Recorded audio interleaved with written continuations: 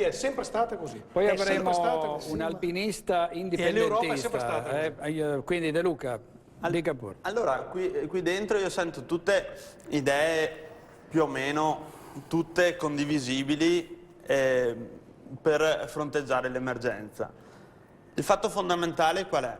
È che viviamo in un ambiente democratico, punto di domanda, non mi pare molto il caso.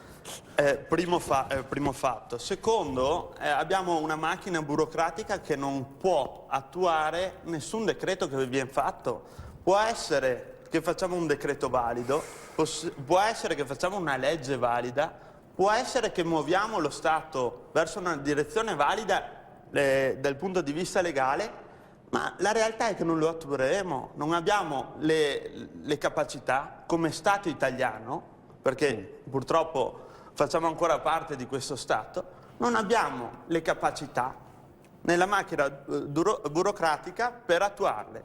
Quindi qualsiasi parola utilizziamo qui dentro, potete scannarvi finché volete tra di voi con tutte le vostre ragioni, magari qualcuno dei due ha un po' più ragione dell'altro, ma in realtà nello Stato italiano non ce n'è uno tra noi qui dentro che può aver ragione, perché non è attuabile. Noi possiamo portare l'idea rivoluzionaria con questo Stato è infattibile, magari con un qualcosa di più piccolo, di più controllabile e maggiormente incentrato sulla democrazia diretta, soprattutto nelle questioni importanti.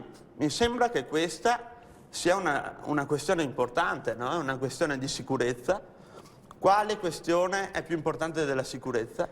E penso che ci possa essere un qualcosa per poter sentire il popolo cosa dice su questo aspetto qua. Invece no, resta entro quattro mura, decidono, non decidono, fanno, non fanno, se non fanno non importa, facciamo un articolo di giornale che parla magari di un qualcos'altro raccolto dall'esterno e fine del discorso. La realtà purtroppo veneti è questa.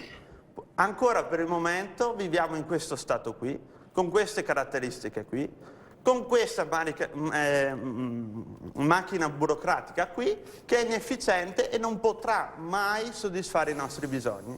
Questa è la realtà. L'unica via, lo sappiamo, è quella dell'indipendenza. L'autonomia lasciatela perdere. Sai quando si parlerà di nuovo di indipendenza? Fra 5 anni, Ma quando ci saranno le elezioni.